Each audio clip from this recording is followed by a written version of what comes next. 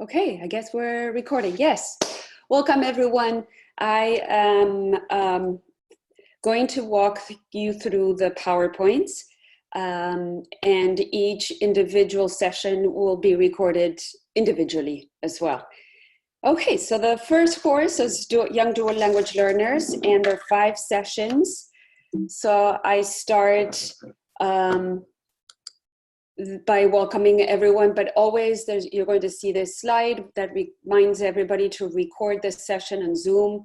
And after the session is over, please remember to send it to Marisela and Mari so that we can upload into your folder. And this is very important for documentation that these took place. Okay, so everyone will receive, meaning the students will have received this pre-assessment ahead of time, the link. This is a requirement that every participant, every student fills out the pre-test, pre-assessment before they start the course. And at the end, there's one for students, and there's another one for directors. We will be sending those to directors if it's an online cohort, but directly, or I guess you will be sending directly to the directors, and but the students will receive it in their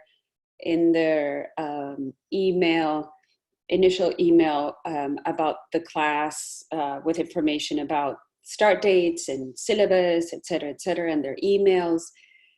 Then the other component is that the orientation for directors, we're recording that one and providing it to you. And it's going to be sent to the directors so that they can see at their own time. But if you want to meet with them, of course, you can do so. Please ask us and we'll talk, because there's so many different groups, cohorts, that it's best if we discuss that before you do meet with them. Okay, so the first session is on context, research, and the rationale behind doing this studying how to support children who are dual language learners. We have a session outline. I go over this, and then I introduce students to the different sessions and what each one will focus on. The communities of practice are in red, and the reason we have communities of practice is that there is an expectation. There's no papers in this course, but there is an expectation of them to do the work with the families, with the children, with a case study, a child that they select. And they have to have it done by that day, that session date when you're meeting, and has to be uploaded so that you can all discuss. So it's a time where you focus on implementation and review, reflect, and think about next steps. Then I go over the activities and the assignments for the entire course. These, in a nutshell, these are the ones. We use Padlet, and I could tell them that very briefly we'll go into what those look like, the platform, that they should have already access to Canvas, and it's important that they use their CI email. And that they check on it very often, because they will, while they're in this course, there's that expectation. So this is the syllabus for the course. In red, you will see marked the sections that you have to adapt, and you have to put the names of yourself. So as instructors, if the class format is face-to-face and different dates, please include it here in class format as well. The instructor communication policy, please put your information. And all of this is in the instructor folder that we sent via Dropbox. Then the activities, please don't change. The expectation should be the same. need to be the same for everybody. If you have any questions as you're working through the course, please contact us. Don't wait until the end. It's very important that we are there to support you, but that this is that you don't make decisions on the fly that might not fit in a university at CI. There's lots of different things that we might not realize that could happen, and so from dropping a class to missing class, et cetera, et cetera. So I go over with the students through the entire syllabus, and I tell them that there's guidance on each of these activities and assignments throughout the way, but that it happens very fast. This is a course that is fast-paced, and so they have to be on top of it. We're creating right now some individual documents that show an example for each of these assignments and activities. So for example, what does number 1 personalized Padlet on Canvas look like? So we'll be uploading in a week or so an example as a PDF of what the assignment is and an example of one that was done before, and that for all the other items as well. Then I walk them through Canvas and what it looks like. Make sure that if you go directly to your Canvas, that you select student view so that they can see what it looks like for them. Here is the student bio section in Padlet, and this is what they have to do. Mari and I, as you can see, have included ours, and then I tell them that we are using, our guide is the comprehensive supports that is based on research and best practice, and that this is a document that we're working on to develop further to support programs. So it goes all the way to classroom practice and for family childcare providers, and infants and toddlers all the way to preschool, but that it is in draft form. It's for them to use, but not to distribute, that we are working on developing this and turning it into some kind of coaching guide with data to show its efficacy. So, it's long, and at this moment it helps with everything that we're doing. It's not something for them to know for the next time at all. We're going to walk through every one of these aspects, these parts, throughout the 2 courses. So, but I want them to see it so that they can see the big picture. Then we start the session, and the session, as was shown, it's focusing on who the children are who are considered dual language learners, why we need to understand their unique way of learning and developing, and how do we support them in a way that is meaningful and that they can reap the benefits of going to early care and education programs of high quality. And what is it that we want to see in how they, when they leave our program, right? So we start by who the children are, and that these are the same children, they're children first, and we refer to children who are dual language learners for those who are from when they're born to age 5, and it's about them learning in a unique way when they're learning more than one language. So it could be one, more than 2 languages. So it could be 2, 3, or more. And the distinction is how they're learning and when they're exposed to that second language in life, because it helps understand how to support them better in their learning and development. We talk here about the importance of tribal language preservation and revitalization, that this is important for children who are American Indian and Alaskan Native, and that there are unique ways to support them when they're learning and bringing back their the languages, the native languages.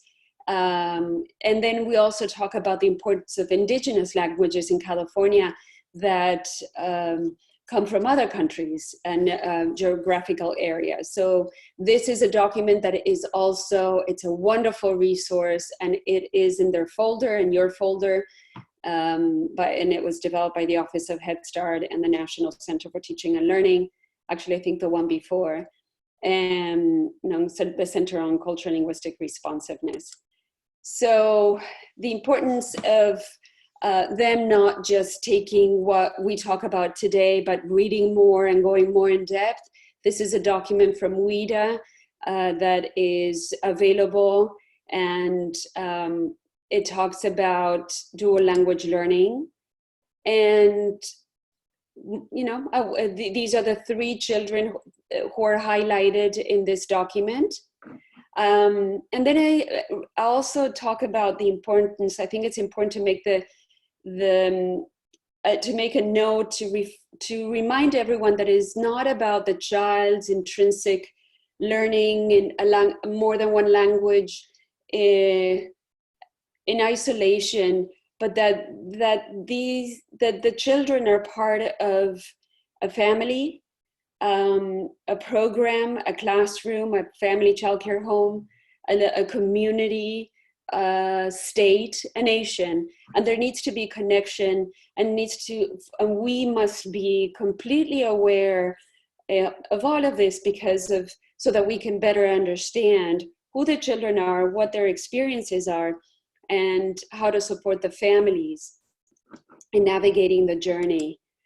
So we talk, I refer to the report study from the National Academies of Sciences and the distinction between dual language learners and English learners, that English learners, they're the same children, but children in K through 12 are referred to as English learners by law. So we make that distinction, but we're not talking about separate children. What is distinct and quite unique is that dual language learners are going through a very important developmental phase in life, and that is foundational years, where they're learning very foundational concepts, learning development that sets the stage for how they're going to learn the rest of their lives. And that there's a term that is used quite a bit now that refers to super diversity as an important concept, that families are not, and children who are dual language learners, it's not, diversity doesn't just come from the language diversity within, but a lot of other experiences that are very important to understand in order to support the children and their families. So we talk about local statistics. What I do, and I ask that you do, is that you find out ahead of time, if you have several groups in your classroom, a cohort is mixed and is not from one region, that you find out ahead of time what the local statistics are for K through 12, and you can modify the data here. Please, when you do so, please save the PowerPoint and label it session 1, and then cohort, and name your cohort. So it doesn't erase the one that we have, it doesn't modify it. It's a separate, is its own PowerPoint, and it's uploaded.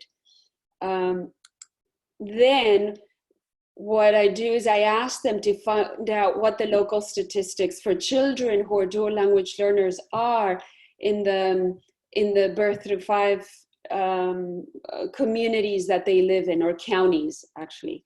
So this is an activity. I pair them in small groups, and I go to the feature on Zoom that allows me to either put them in small groups and select who goes who meets with whom, or I can it can be randomly assigned. I just give that prompt. And then they search for that information. Now, when we come back, I input the data that they find. What I tell them here is that it's very important that they look at the Child Care Planning Council, local planning council community assessment. And it's very important that they're familiar with that. So there's quite a bit of discussion here about how familiar they are with this this entity and what they do, and this community assessment, and the importance of knowing the data, the local data, right? Then the other part is going back and seeing, well, this is very interesting, right? We know that for California, it's 60% and of dual language learners, and then when they go into kindergarten, it's 33%. What's happening there? And then what about the data that we find out from their county for English learners, and what they find out for the birth through 5 population? Is there also a significant difference between the two? And what does that mean? And really, we don't know the answer, but it is intriguing, and there are many possible responses, and I think it varies. But once a child is a dual language learner, then the question arises, how long does it take for a child to learn another language well? So if a child is a dual language learner and is exposed to English since preschool, would that child no longer be a dual language learner? But would that child continue to be a dual language learner, but then not considered an English learner because that child can respond to the assessment in kindergarten, the English language assessment, and not be identified as an English learner? So these are all questions, right, that are important to address, and that we might or might not have answers to yet. So then we go into the why. Oh, let me just make a pause and share that it's important that everyone participates. So you might want to, since there are 2 of you, right, have a way to make sure that that all students get to talk and engage, and make sure that you read that part in the syllabus that says that the way of learning for this course is through a dialogic teaching approach, which means it's a dialogue. We need everyone to participate, to share, to ask questions, and make the class learn from each other, and not just from this content being, provided to them. And that that's an important part of the success of this course. Then then we show this video from Head Start is really good in being able to show how and why, what a child who's a dual language learner, how a child who's dual is learning, and what happens when you don't support the home language. So it's really going into the rationale, the why, and that when you don't have the ongoing support, then you have to ensure that the child has enough English language skills for the child to be able to benefit from the planned and spontaneous learning opportunities and experiences. And that's not just, right? It's a social justice issue. We know that we can, even if we don't speak the languages of the children, then we are able to support children in continuing their development. And this is why we're taking this course, because we want them to know how to support each one of the children who is a dual language learner to continuing developing in all of the concepts, skills, knowledge, and abilities, and not have this gap of not learning and not being able to participate. So that is the language of Head Start: full access and effective participation. So this model right here doesn't show that. There's not full, there's no access really for a child whose home language might be Armenian and the instruction is in English, and there's no support. So until the child has enough English language skills to understand what's happening and to be able to respond and engage in the same way as others, that's not the same access, right? And it has to be effective. So being able to understand but not be able to produce or do, or that's not an effective approach either. So this is why we want to see that there's dual language strategies, support for the home language, and this is what allows each child. Here we have an example for Javier, for example, to be able to have full and effective access to the learning experiences or the curriculum. So here there's a video. You can, it depends on the time and how much you're spending. You might want to try this ahead of time. You might want to show only a little part. You decide. But this video is about the research. And I just saw that Duran has a tilde, an accent that is not showing. So I'm going to make that, correct that. Okay, so then we go into the how and the importance that in order to support them, we need to look at three main areas: social, emotional, cognitive, and language. And that these three areas doesn't mean we're looking at these three areas in the same way for everybody.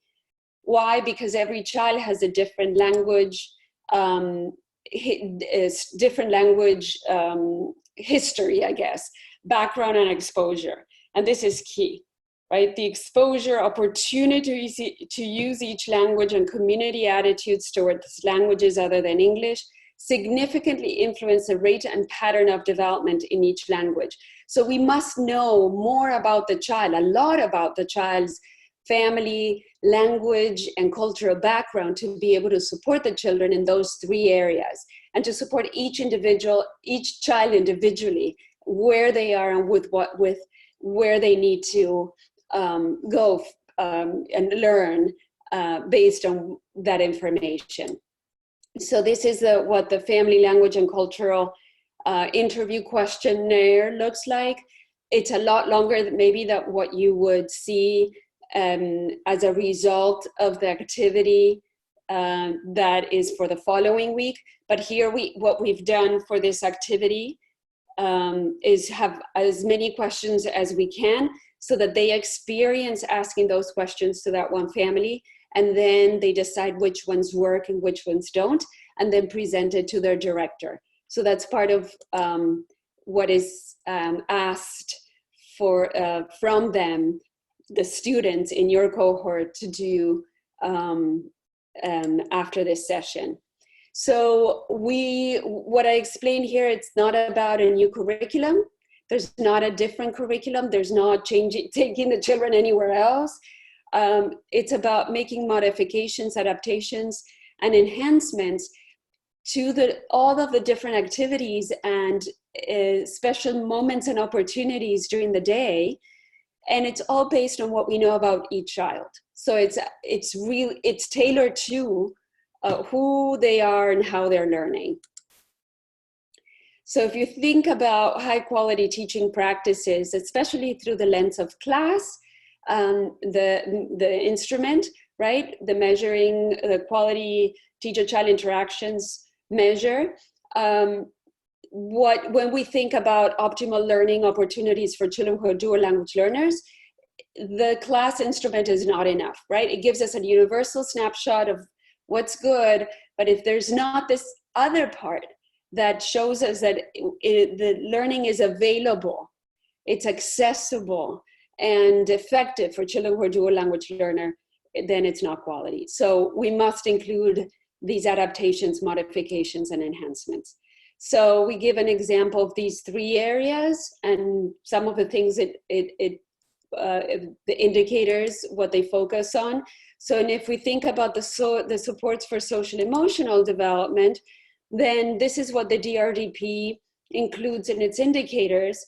And if we think about a child who's a dual language learner and the information that we learn from the families, then we can better begin to think about, well, what is it? How would we support each child in a different way, in the way they need? And what do we know about the importance of development of cultural and cultural background and identity? So this is something I have them think and talk about. When do children first become aware of their culture and ethnicity? What are some of the things that they're saying? And I share, this is, I love this experience I had with my daughter when she was 3, and she loved Dora, and you might have heard this, me saying this many times, but she kept saying she wanted to see Dora, and I could not stand the pitch in her voice. It would drive me crazy, truly crazy. And I thought the way was just using a word here and there in Spanish wasn't a good example. And I was not very happy with Dora. And then one day my daughter said to me, "Pero mamá, se ve como yo." So she said, "But mama, she looks like me." And my daughter looks exactly like Dora, especially when she was, at that age. She was Dora in real life. So that's when I stopped and I realized, right, this is so much more important than the word adios and the pitch and all of that. So, that's an example. She is aware of how she looks and that was an important thing that I didn't realize. So here she's a teacher. That's an example where she was a teacher and I was the student. And this is a wonderful resource. It's from the Roots and Wings resource book, and it shows the different questions that children ask about diversity. And from here, we move into the affective filter. And this is really important because it is a good way to understand that in order to learn, we have to be at ease with cortisol levels, right? And stress. And so stressful conditions really do not help children learn well.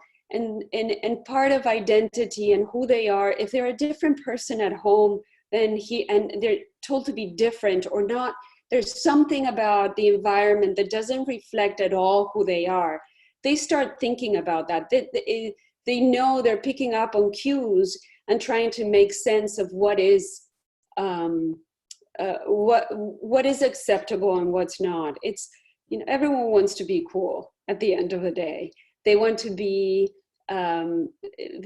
feel good about themselves, to have a sense of belonging, to be to feel well, to feel accepted, and that is a very basic human being concept, that you're not left outside of the group. So there's a wonderful video here. Again, all of these videos, if you can't access them from here, they are on the folder, so prepare them before you start your class. And we talk about the differences between the high levels of stress, low levels of stress, and the importance of understanding that when they're not feeling connected, that they're different, there's something wrong about their families and how they eat and how others eat here, and that they might be seeing that there's somebody else's culture is represented, but not theirs. So everyone needs to be seen and feel supported and validated and honored. We are trying to change these different images. We just don't know how. So hopefully by the time you teach the class, we are able to cover them up so that you just see the text. Okay, so thank you. Let's see what my colleagues who are working on this, because I am the worst for that. Okay, so then this one is a great video of what happens when the opposite is in place, when there's a wonderful sense of acceptance and validation, celebration for your the uniqueness within the families, practices, interests, passions, etc. So this is a wonderful, wonderful one.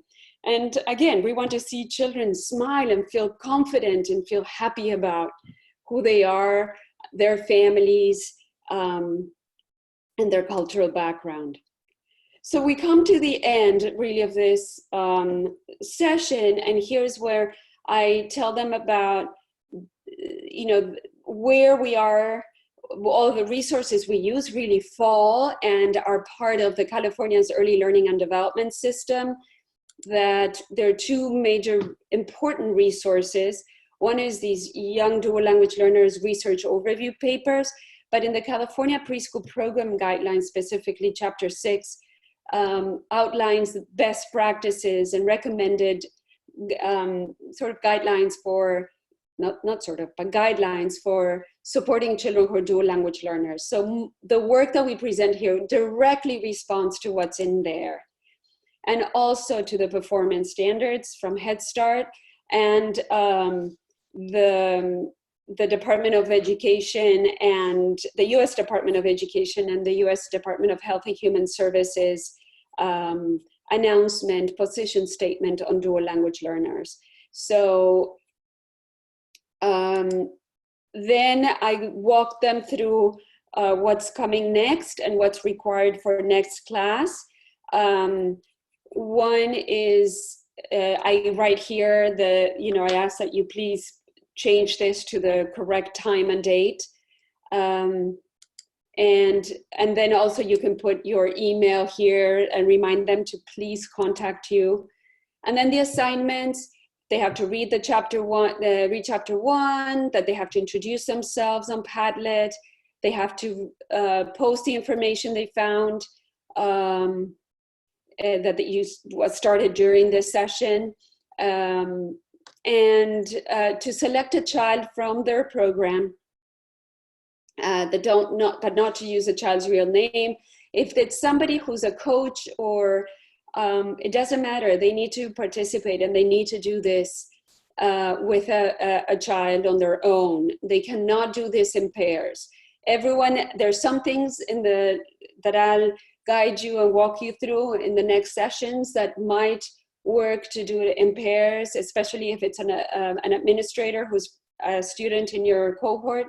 But everything in here should be individualized. And that's it. So, okay, I hope this is useful. And please, please, please let me know if you have any questions. Gracias.